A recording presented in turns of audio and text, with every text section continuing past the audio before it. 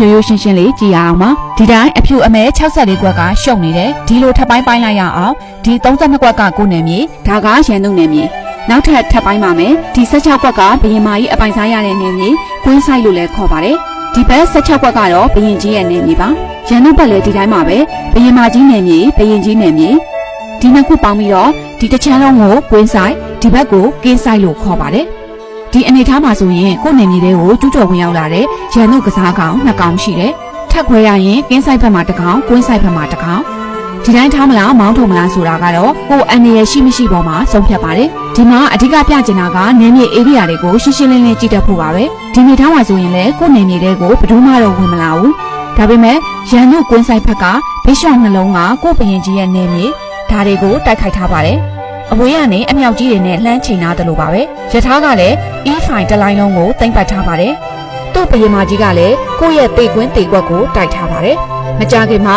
သူ့ရဲ့ H ပုံလေးကလည်းဘရင်ကြီးရဲ့နေမြေထဲဝင်လာပြီးတိုက်ခိုက်တော့မှာပါဒီတိုက်စစ်တွေကိုခုခံဖို့ဘရင်ကြီးနေမြေမှာပုံ3လုံးနဲ့ကစားရုပ်ကြီးဆိုလို့ရထားတစ်ကောင်ပဲရှိပါတယ်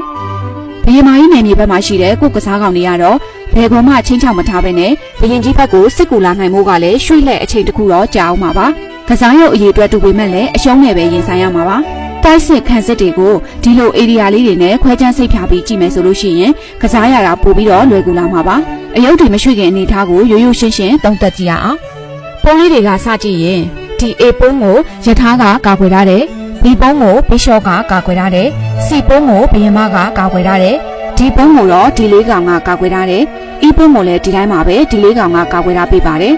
F ပုံးကိုဘရင်ကြီးကကာကွယ်ထားတယ် G ပုံးကိုဘီရှော့ H ပုံးကိုရထားကကာကွယ်ထားပါတယ်ပုံလေးတွေကဒီတိုင်းထားမယ်ဆိုရင်တော့ဘယ်သူမှလာစားလို့မရပါဘူးသူတို့ကိုကာကွယ်ပေးရတဲ့သူတွေရှိပါတယ်ဒါပေမဲ့အဲ့ဒီထဲမှာအားအနည်းဆုံးပုံတစ်ကောင်ရှိပါတယ်ဘယ်ပုံလို့ထင်ပါလဲ F ပုံပါရှင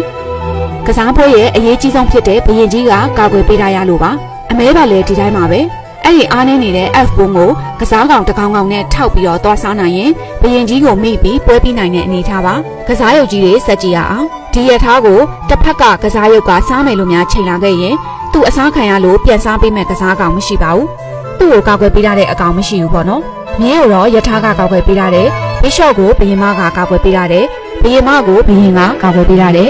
ဘီကိုတော့မပြောတော့ပါဘူးဘရင်ကြီးအစားခံရရင်ပြန်စားပေးမဲ့အကောင်ဆိုပြီးလှုပ်လို့မှမရပဲဒီဘီရှော့ကိုဘရင်ကကာကွယ်ပေးပြီးမြင်းကိုရထားဒီရထားကိုတော့ဟိုဘက်အစုံကရထားတိုင်းနဲ့ကာကွယ်ပေးမဲ့သူမရှိပါဘူးနမူနာလေးတွေနဲ့စက်ကြည့်ရအောင်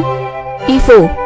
ဒီလိုတက်လိုက်လို့ကိုကစားရုပ်တွေလမ်းပွင့်သွားတယ်ဒါပေမဲ့ E4 ကွက်ကပုံးလေးကိုကာကွယ်ပေးမဲ့သူမရှိဘူး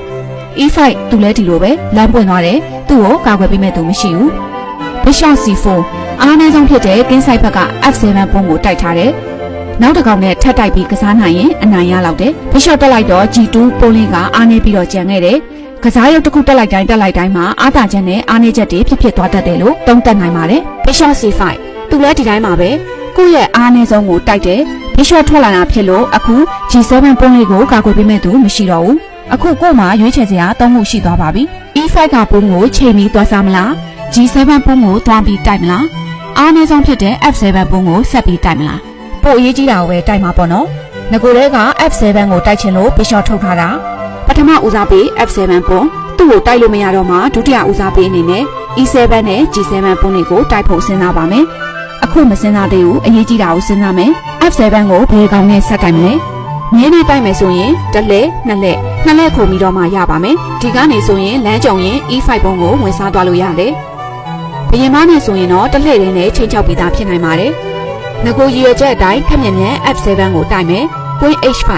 အခု F7 ကိုတိုက်ထားတဲ့အပြင် E5 ပုံးကိုပါတိုက်ထားပါတယ် F7 ကပုံးကိုနှစ်ကောင်နဲ့တိုက်ထားပြီးတော့သူကတစ်ကောင်နဲ့ပဲကာကွယ်ထားတာဖြစ်လို့နောက်တစ်လှည့်ဆိုရင်စားလို့ရပါတယ်။ area လိုက်ကြည့်မယ်ဆိုရင်လည်းရန်သူကင်းဆိုင် area တွေကိုကို့ဘရင်မကြီးဝင်လာပြီးကစားကောင်နှစ်ကောင်ကိုတိုက်ထားပါတယ်။ဘီရှော့ကလည်းခက်လန်းလန်းကနေကင်းဆိုင်ကိုတိုက်ထားပေးပါတယ်။အမဲဘက်ကကို့နေမြေတွေကိုကျူးကျော်ဝင်ရောက်လာတဲ့ဘရင်မကြီးကို Knight F6 နဲ့တက်မောင်းရင်ဘာလုပ်မလဲ။အခုမှစစ်တုံရင်စကစားတက်တဲ့သူတွေရဲ့အကြီးဆုံးအမှားကတော့ကို့ကိုစားမယ်လို့လာချိန်နိုင်ရင်ငါဘယ်ကိုပြေးရမလဲဆိုပြီးတော့စဉ်းစားမိတာကအရန်ကိုမှားပါတယ်စဉ်းစားနည်းအမှန်ကတော့ကိုယ့်ကစားရုပ်ကိုစားမယ်လို့တခုခုနဲ့လာချင်းချောက်ပြီးဆိုရင်ပြေးမယ်ဆိုတာကိုနောက်ဆုံးမှပဲစဉ်းစားပါအရင်ဆုံးလာချင်းချောက်တဲ့ကောင်ကိုငါဘာပြန်လုပ်လိုက်ရင်ကောင်းမလဲဒါမှမဟုတ်သူချင်းချောက်တာထက်ပိုပြီးချင်းချောက်နိုင်တာဘာရှိလဲဆိုပြီးတော့အရင်ဆုံးစဉ်းစားသင့်ပါတယ် ဘာမှမရှိတော့ဘူးနောက်ဆုံးပြေးရတော့မယ်ဆိုရင်လည်းနောက်တက်လဲတံပြန်တိုက်စစ်ဆင်နိုင်တဲ့အနေအထားကိုရွေးပြီးပြေးပါဥပမာပေးရရင်ကိုကိုဒီနားလာမနေနဲ့ဟိုနားလာမနေနဲ့ဆိုပြီးတော့ခွေးမောင်းတယ်လို့လာမောင်းနေတာကကိုကပြေးဖို့ပဲစဉ်းစားနေတယ်ဆိုရင်တော့ဘိုးဘို့ပဲဖြစ်သွားမှာပေါ့နော်လာမောင်းတဲ့သူကိုဒုတ်ကြီးကြီးနဲ့ပြေးရိုက်မလားတုတ်တခင်ကိုပဲပြေးကြိုက်မအဲလေပြေးရိုက်မလားလောက်တော့မှလာမောင်းတဲ့သူလဲလမ်းမှာပေါ့နော်ကဲအခု night exit ဆိုပြီးဘယမာကြီးကိုစားမယ်ဆိုပြီးတော့လာမောင်းနေပါတယ်အစားမခံနိုင်ရင်ဒိုးကဲဘယ်လိုစဉ်းစားမလဲပြေးဖို့နောက်မှပဲစဉ်းစားမယ်အခုလာမောင်းတဲ့ကောင်ကိုတော့ဘာမှလုပ်လို့မရဘူးတုတ်တခင်ကိုတော့လုပ်လို့ရတယ်ကွင်းတိတ် F7 ချက်မိတ်ပါတကယ်လို့ပိုးလေးစားမှာဆိုလို့ night စီစစ်နဲ့ကားတယ်ဆိုရင်ရောကွင်းတိတ် F7 ချက်မိတ်ပါပဲရှင်G စစ်တက်ပြီးဘယမာကြီးကိုမောင်းရင်ရောပြေးဖို့နောက်မှစဉ်းစားမယ်ကွင်းတိတ် E5 ချက်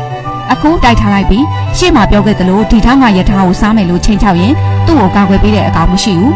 ခုနက E5 ပုံနဲ့ G7 ပုံကအကာအကွယ်မဲ့နေတယ်အခု G7 ကပုံက G စစ်တက်လိုက်တာသူကပြဿနာမရှိပေမဲ့ဂျောင်းထဲကရထားကိုလာစားလို့ရအောင်လမ်းဖွင့်ပေးလိုက်တယ်လို့ဖြစ်သွားပါတယ်တကွက်တက်လိုက်တိုင်းမှာအာသာချက်အာနေချက်တွေဖြစ်သွားပါတယ် Bishop E7 အားပါတာကဘရင်ကြီးကိုကာကွယ်လိုက်နိုင်တယ်။အားနေတာကတော့တိုက်စစ်ကနေခံစစ်ဖြစ်သွားပါတယ်။ Queen Date H8 အားပါတာကကစားရုပ်တွေစားပြီးကစားကောင်အသာရတယ်။အားနေတာကတော့အခုဘရင်မကင်တာ3ခါရှိပြီးနောက်တန်းကကစားရုပ်တွေကမထွက်ရသေးဘူး။ဘရင်ကြီးကိုကဆလင်းလည်းမလုပ်ရသေးဘူး။အခုမင်းနဲ့ဒီပုံးကိုကာကွယ်ပေးထားတဲ့ရထားကိုစားလိုက်ပြီးဖြစ်လို့နောက်တလဲဒီနှစ်ကောင်နဲ့ကတစ်ကောင်အစားခံရတော့မယ်။ King F8 မင်းကိုကာကွယ်လိုက်ပြီးကျွေးမဲ့ကျွေးတော့ပေါ်မဲ့ကျွေးမှာပေါ့နော်မင်းကိုလာစားရင်ဘရင်နဲ့ပြန်ကြိတ်မယ် Queen Date H7 Knight F6 အမေကတိုက်စစ်ပြန်စားဖို့အတွက်ဘရင်မကိုမောင်းပြီးမပြေးရင်စားမယ်ကဲဘရင်မပဲပြေးမလဲပြေးတာကနောက်မှစဉ်းစားမယ်ဘာပြန်လုပ်ရင်ရမလဲဆိုတာအရင်စဉ်းစားမယ်အခု F7 ကိုနှစ်ကောင်တိုက်ထားတယ်သူကတစ်ကောင်နဲ့ပဲကာလာပါတယ်ဒါဆိုစားလို့ရတယ် Queen Date F7 ချက်မိတ်ပါ